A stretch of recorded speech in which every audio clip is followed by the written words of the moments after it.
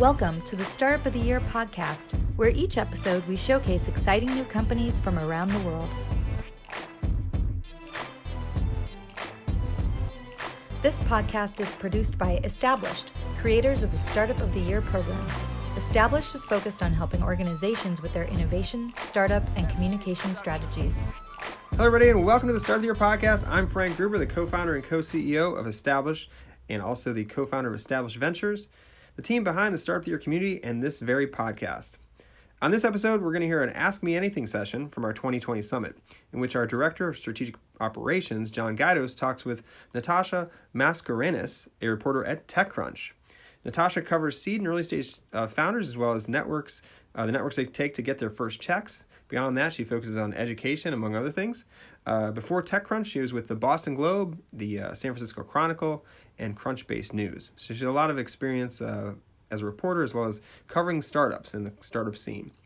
Before we jump into the interview, though, I want to share some thoughts and words of advice from some of our team members. First off, we've got Rich Maloy, our VP of Engagement at Established, as well as part of Established Ventures, who's got some tips for startup founders with a segment we call the VC Minute. Hi, this is Rich Maloy with Established Ventures, bringing you the VC Minute. Quick advice to help startup founders fundraise better. Let's talk about working with a startup lawyer. I've heard many stories of inexperienced or predatory investors ruining companies by putting non-standard terms in the term sheet. These startups could not go on to raise much needed capital because the prior investors put these terms in and refused to give them up. I'll give you a few examples.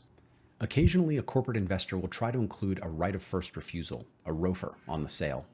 This unnecessarily limits the exit options of the startup. And with venture investors being in the exit business, any reduced optionality is a bad thing.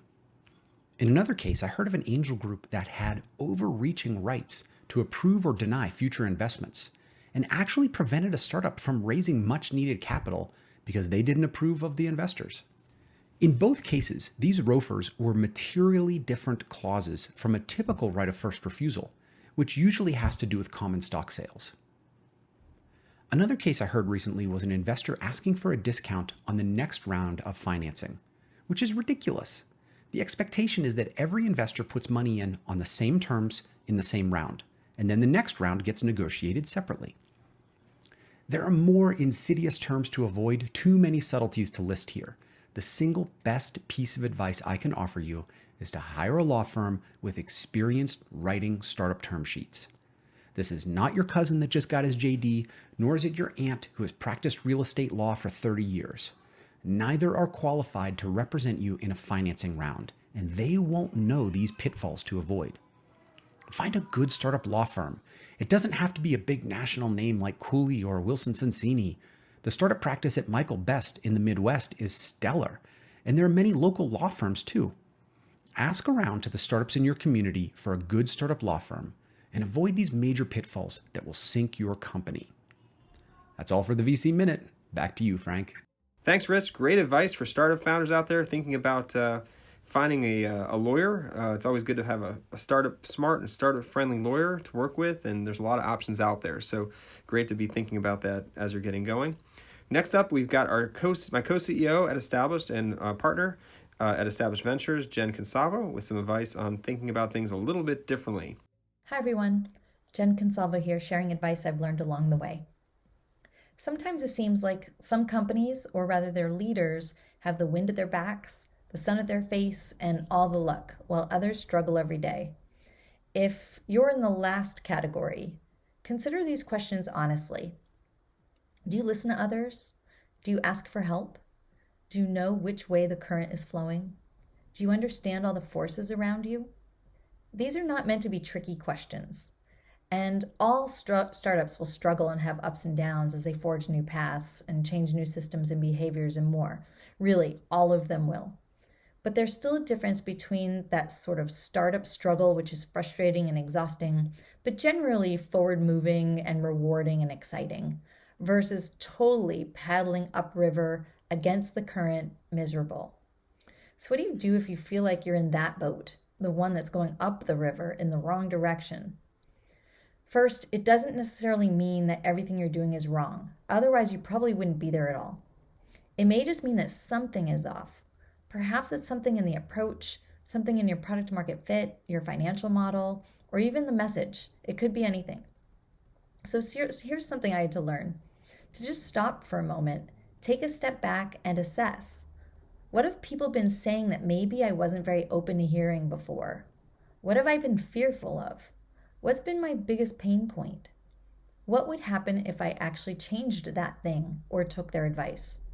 If others have shared their ideas or suggestions with you, take the opportunity to play it out in your mind or on paper and see if maybe there's a thread there that you might follow. Most importantly, talk to others. Open up a bit more than usual. Be open-minded, and forgive me for using this term, but be coachable. Sometimes the answer is just beyond where we've been playing, and you don't want to wait too long to figure this out. Looking back, we gleaned solutions to problems that seemed totally impossible just by taking a chance and asking for something audacious or trying something that seemed like a total shot in the dark. As a founder and leader, it's not your job to stay the course just because you created a plan. It's actually your job to course correct and get the help you need so that you can find the wind at your back and the sun on your face. Good luck out there. Thanks, Jen. Couldn't agree with you more. Thank you both for all of your advice, and hopefully it's helped some startup founders out there as they are thinking through all these lots of things to think about. All right. Speaking of starting up, if you're out there and you're listening and you have a startup with a founding date between 2015 and 2021, that's fewer than 6 years old, or maybe you have raised less than $5 million in funding, or maybe you've got a functional prototype beyond just the idea. If you said yes to all those things, then you might want to know about our Startup of the Year application and the fact that it's currently open for the 2021 year, and you can start and apply right away. If you're looking for additional exposure and want to be part of our community, just go to soty.link/apply, soty.link/apply. The top 100 startups will be coming together for additional opportunities to connect, showcase, and for the potential to take home the title of Startup of the Year at our annual summit, which occurs usually in the fall. And so we're getting revved up for that, but you have to apply to be a part of it, and you can do that right now. So don't wait another minute. Go to soty.link/apply. All right. Speaking of upcoming events, aside from our summit, which is going to be in the fall here, we have a few more things coming up. First off, we've got we've been working with Powder Keg, and they've got their 2021 Unvalley event coming up on May 19th and 20th. They've got some great speakers, and it's going to be a lot of fun. We've got Gary Vee as a keynote, and some other amazing speakers from our community like Anna Mason, Mary Grove, Matt Conwell, and many, many more. You want to check out the registration right away as the tickets are going fast. Go to est.us/UVPK. That's again, est.us/UVPK, and you can get your ticket right away. Like I said, it's May 19th and 20th. You're not going to want to miss it, and can't wait to see what Gary Vee has to bring. He's always bringing some good insights and advice as well as energy, so looking forward to that. All right. Time for a quick startup spotlight. We've got some great startups in our community, but wanted to mention one today. I want to talk to you about one of our partners, and it's also a portfolio company, Finmark. Finmark is a financial planning software for startups for revenue forecasting. Cash, that's right. Keeping track of your cash, your projections, and your runway. Super, super critical for any startup. And it's one of those products that we truly believe in, and I think that it'll help you a lot as you basically get a chance to check it out. But as a community member and a listener, you can actually go out to sign up right away and get a free trial, 30-day trial using this link. So go to est.us/Finmark. Again, it's est.us/Finmark, and you can sign up for a 30-day free trial on us and tell them we sent you, and you'll get that trial. So check it out. I think it's something that every startup needs. It's your default is probably spreadsheets at this point or Excel. So definitely want to check this out and give it a try as you try to get a handle on your cash flows. It's super important, critical, especially for fundraising, to try to figure out your projections and where things are going. So check out Finmark. We're super excited to be a partner with them and obviously an investor in them as well. All right. Finally, if you're listening to this podcast, you found us somehow, right? We appreciate that, and we'd love to continue to have you listen as a listener. But I also want to invite you to be a part of our community around the podcast by going to est.us/join. Our community has access to expert advice, resources, and a number of different opportunities as we look to help you elevate your startup. And so just go to est.us/join to join our community. We want to continue to do things outside the podcast, as well as continue to pull things into the podcast from our community as well. So it's kind of a push and pull, if you will, and we continue to work on a number of different ways to create resources for you. All right, so let's get to it and listen to that AMA we had with Natasha Mascarenhas, which was at our summit in 2020. Should be a good one. Hello, Natasha. Thanks for being here. And I want to first ask you, how did you get into reporting? And then more specifically, how did you get into reporting about early stage founders? Yeah. So I think I've always been into journalism, which is a boring answer. But when I was younger, I was really into creative writing. And my parents essentially were like, you need to do a more professional version of that. And anyone kind of with Indian parents will understand that. And so I picked journalism in like 6th grade and I've stuck with it. I think the thing that's kind of kept me in journalism is it's a good excuse to make people listen to you. You have a lot of, responsibility, which I take seriously, but I think that it's like such a special way to like write and be, read more than other careers. And then tech journalism was, I moved to the San Francisco Chronicle, had no interest in writing about startups. Interestingly, moved to San Francisco and no interest in startups. Wow. But I got dragged onto a podcast called Startups of the Week because they needed someone to fill the empty chair. And it kind of rolled from there. The co-host was my boss, was my future boss, and is now my colleague at TechCrunch, Alex Wilhelm. So it's kind of just, the moment that startups take you in, and I'm sure you have the same story, John, of the moment you feel what it feels like to be part of and in the world of startups, it's hard to leave. Sure. Yeah, it's interesting to hear how everybody's paths, get to where they are at this point, and I don't think it's ever as planned, really. It's surprising to hear when it is exactly as planned. So for myself as well. But I want to ask you now, in your reporting of startups and startup founders, are there any characteristics that you find most consistent with the people that you talk to, those successful startup entrepreneurs? I do think like there's like probably 2 big things that a founder does that makes me interested in talking to them. One is being able to clearly distill their vision in a few sentences without jargon or asides or just, falling into a rabbit hole. I am someone who's super verbose, so I get it if you're super excited and just, can go at explaining your vision. But I think there is so much power in simplicity when trying to explain someone your product, because I get maybe 300 emails a day, can only cover, not that much per week. And so I think it goes a long way when I can really understand what you're doing. Just today, Sure. I ended up not writing about a company because it felt like their vision was too nebulous for it to really even be ready for press coverage. So I think if you're a founder and you're pitching a journalist, if you are unable to explain your company, it might just mean that you're too early. It's not a bad thing, but it might not work for the press at that point.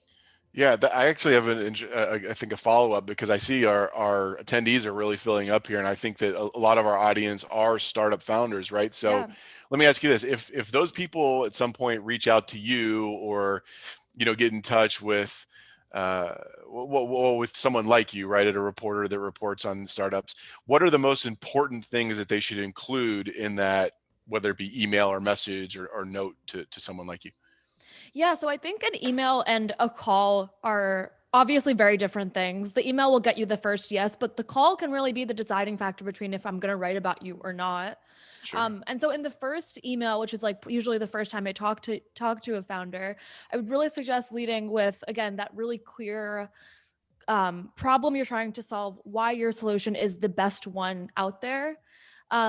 And something about you. Why are you the person that is willing to, dedicate their work-life balance towards solving the problem? Is it because your family was in construction and now you want to build a construction tool to help people like them? Is it equity because you had struggles with access to equity in your schools growing up? I think having a compelling reason why you're the one doing it is really important to include in the email. And then I suggest, and it's kind of to your earlier question, John, of like, what kind of characteristic does a successful founder have in my eyes?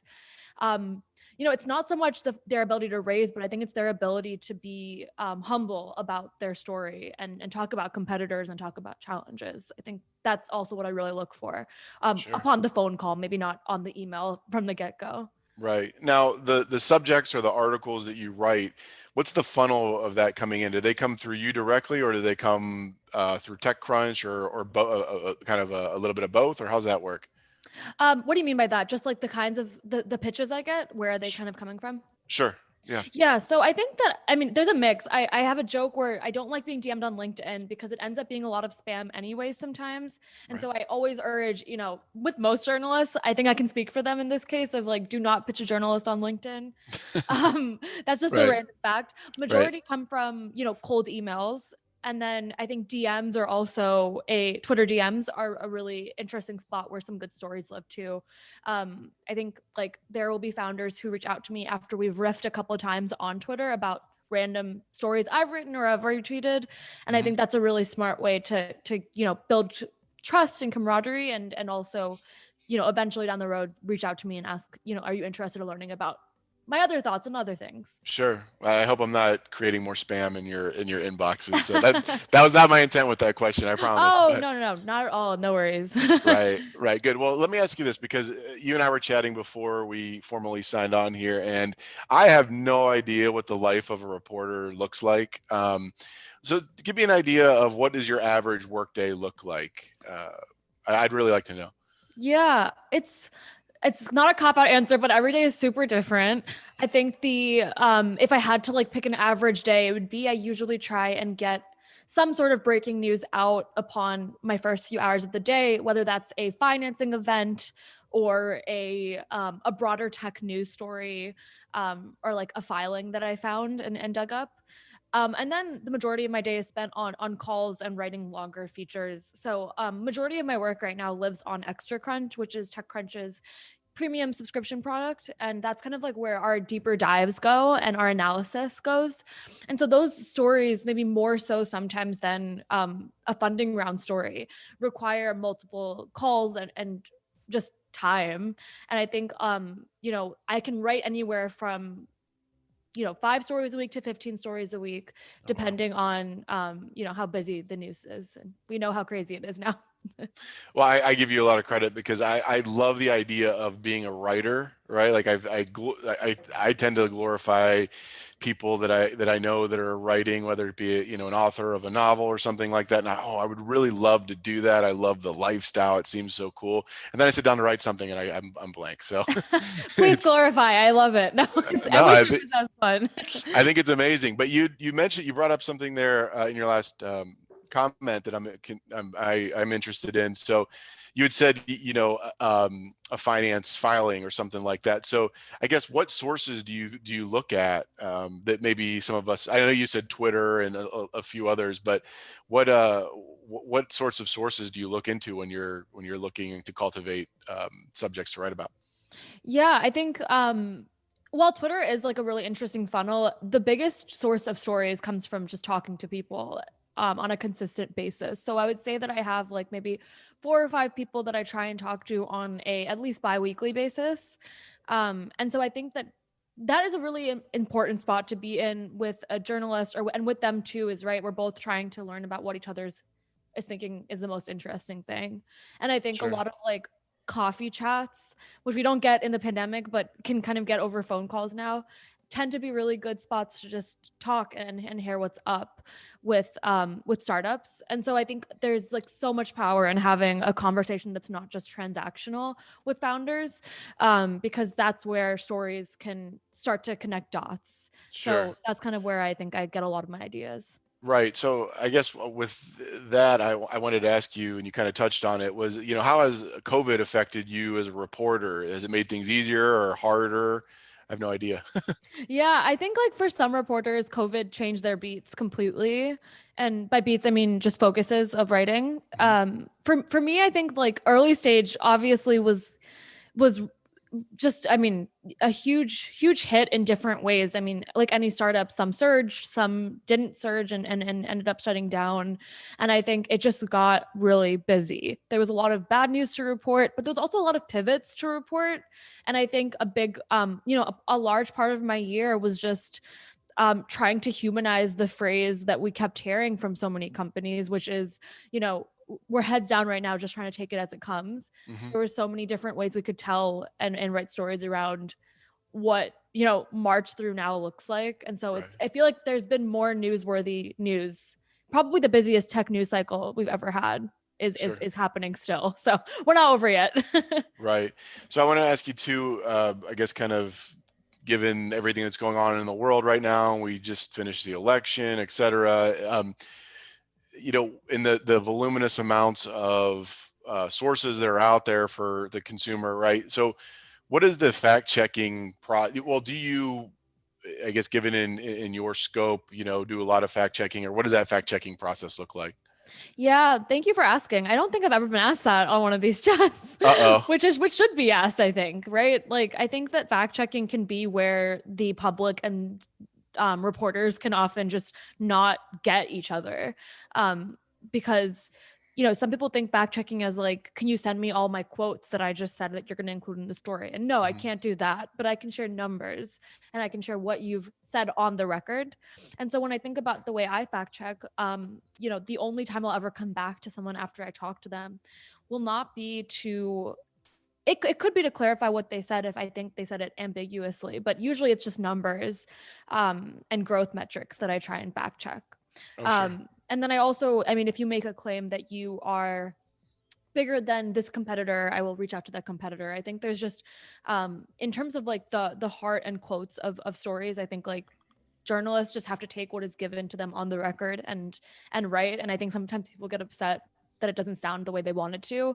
But I think our job is just to give the correct context, which journalists can be better at. And I think there needs to be, I guess, more empathy on both sides sometimes. Sure. You kind of brought up a good point. I was going to ask you, how you deal with uncooperative interviewees, but I also want to know, sometimes the comments can get a little dicey, right? In some of these articles, I don't know if you have to deal with that or not, but do you read the comments or I'm just curious to know how you would handle some of those things. Yeah. Comments about the story, you're saying? Sure. Yeah. I think like, I do read them sometimes. They usually aren't like anything I think that are super educated. Like I don't get a lot of educated. Yeah, right. I think if you're trolling, there's like a certain level of me not listening to you anyways that I will like read it, but it won't weigh on my heart.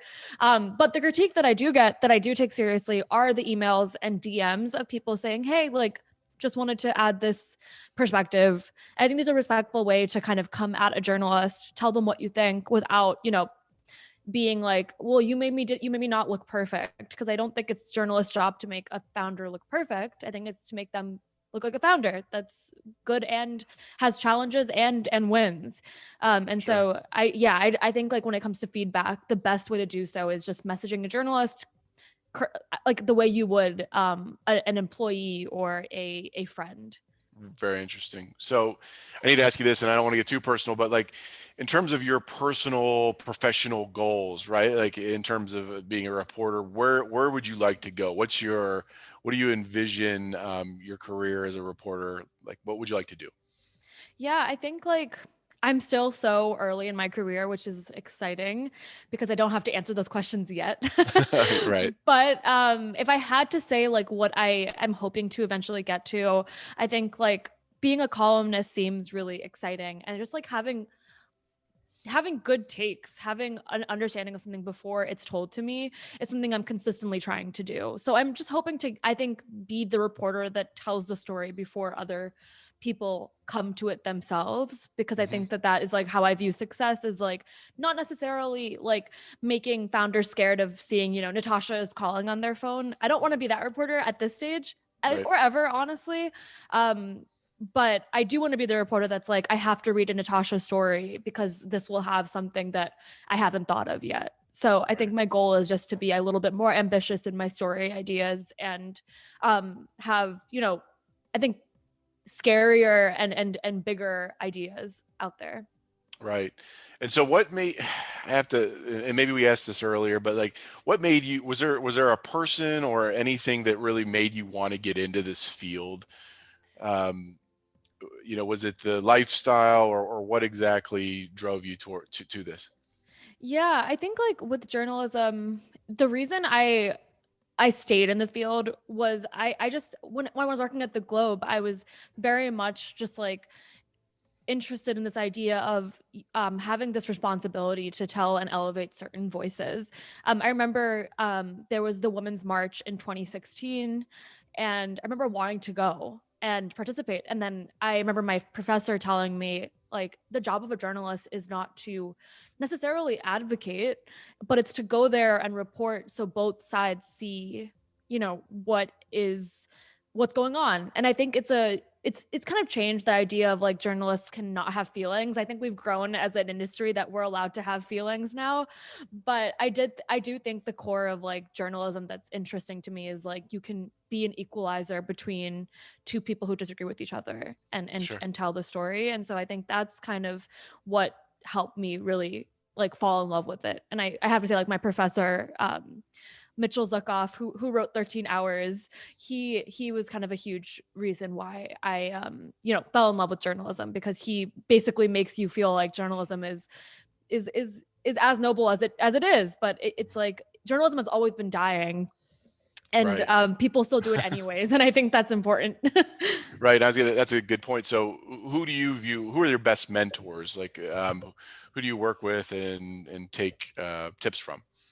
Yeah, I think like, one of my current mentors is Henry Picavet. He is my editor at TechCrunch, and he is great because I think he helps he's not big on Twitter, and I think a lot of early stage is, and I think it's really fun to have an editor who's not in the latest Twitter dynamic sometimes, and just to be like, what does this mean? And how can you change that? He's one of the best writers I think I know, and so he is a really good person at helping me fix my language. I'm really interested in that. Sure. And then I also work with just like a lot of great humans. I do a podcast with Danny Crichton and Alex Wilhelm. Alex was my former boss at Crunchbase, and then we both moved to TechCrunch.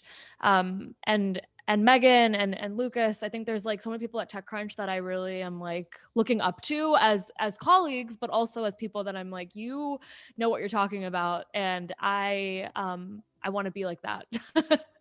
Right. So I had a question that came in here, and we may have touched on it a little bit earlier, but you're currently at the Startup of the Year Summit, day 3, where we're going to be narrowing it down from the top 100 startups to the top 15, and then 5, and then we'll name the Startup of the Year that will get $20,000 from Established Ventures.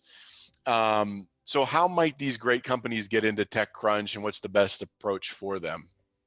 Yeah, so I think like the core of that question too, it can be like, how do you start working with the journalist broadly? Like TechCrunch is kind of a crazy newsroom of that we don't have formal beats. We are all pretty accessible, and one day I could be writing about space, next day I could be writing about automotives, and the next day I could be writing about education.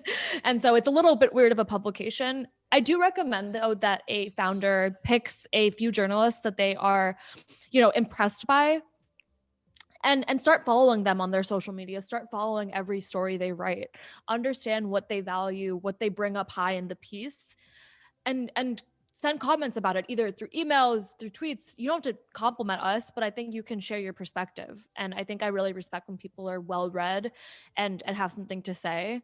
And so I think that's kind of the best way to get onto my radar, at least, is if you're someone who's smart and has something to say, start saying it, and tag me in it.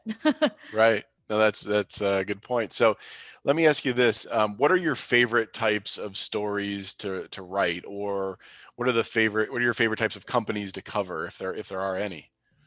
Yeah, I think with education, it's been a big treat to cover it during coronavirus. It's also been easy in a way, right? The whole sector got a spotlight because of schools closing down. And so all of a sudden, like, EdTech was a conversation. And if I wanted to, I could write a story about it every single day.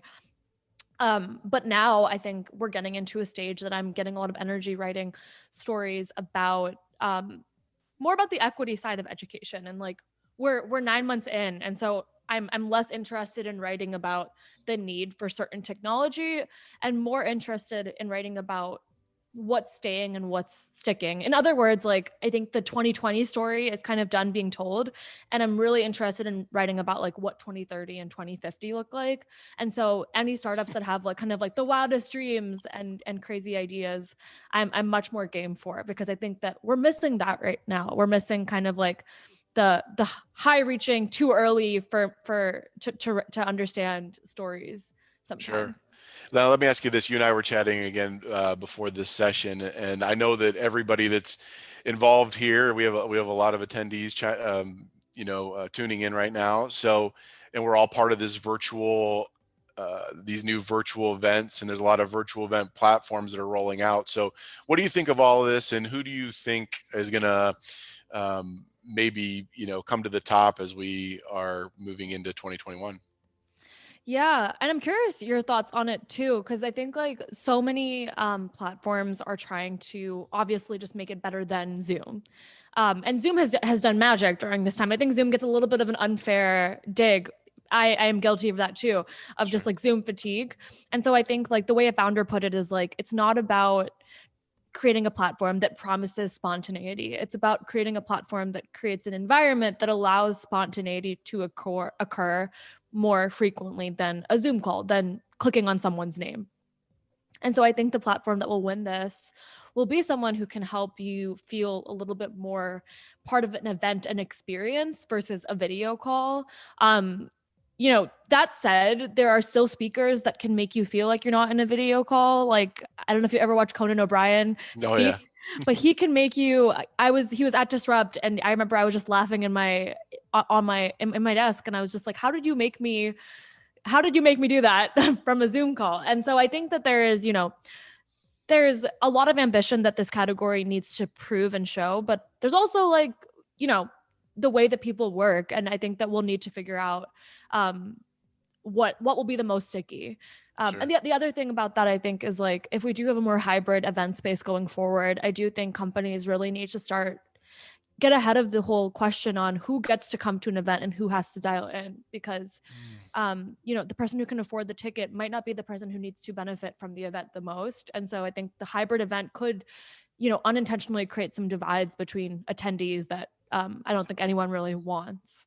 Sure. No, I agree. And so I guess taking that a step further, we've been heads down planning this virtual summit for the last couple of weeks, right? And so we've been all working on a new platform, and things have gone relatively smoothly. Yeah. Like you said, we were talking before, right? I mean, we didn't have to cancel, which is right. It's a win. a great thing. And the idea of having a platform that kind of keeps everybody in one spot and moving around within that platform is definitely a great thing. But I know that there's some people in the gaming space that are transitioning and working in the virtual event space nowadays. And I think that some of those cool little bells and whistles are going to be nice, where you can virtually walk around an event and see an exhibitor's booth and talk with a avatar or a cartoon or something like that, right? And giving a little bit more of a virtual reality space instead of just a platform where you can navigate and stay within the context of the event. So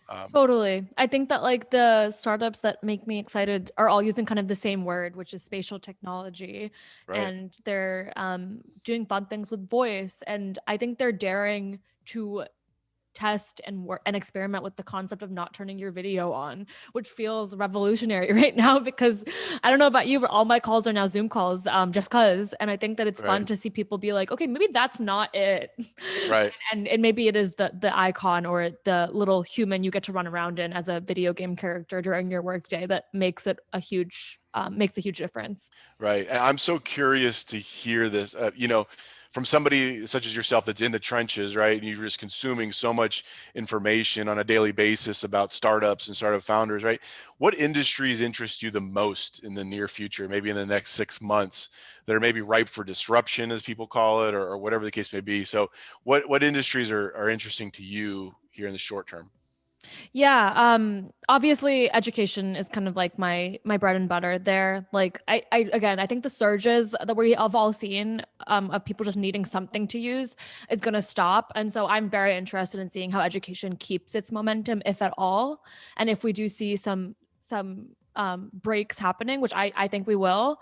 But beyond education, I am really interested in the future of work and remote work space. I'm interested in fintech because I think it has, similar to education, it is so rooted in deeply emotional and cultural needs of humans. And so I always do care about sectors that really touch a heart versus are built maybe for only someone, a tech worker in San Francisco, which I am, but I still think that it's cool to see a huge focus of tools that are focused on blue collar workers. And so I think like when I think about the future, I want to cover the ones with broader markets. Sure. No, that makes a lot of sense. So, and we're getting close to time here. So I wanted to also ask you a little bit about your newsletter. I'm a recent subscriber myself. Oh, thank you. And it's natasha.substack.com. Is that right? Yeah. People can sign up that way. So maybe tell a little bit of our audience about, what you do there and what your passions are and how they can, connect with you as well. Yeah. So my newsletter was just born of me moving to San Francisco and kind of wanting something to write about that wasn't just tech and startups.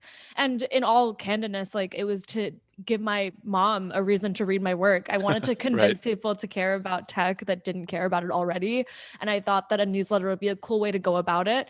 So the way I format the newsletter is I write about like personal stories that I think are more accessible sometimes than the latest funding round. And then I embed that in the middle of the newsletter, and then I end with a personal story.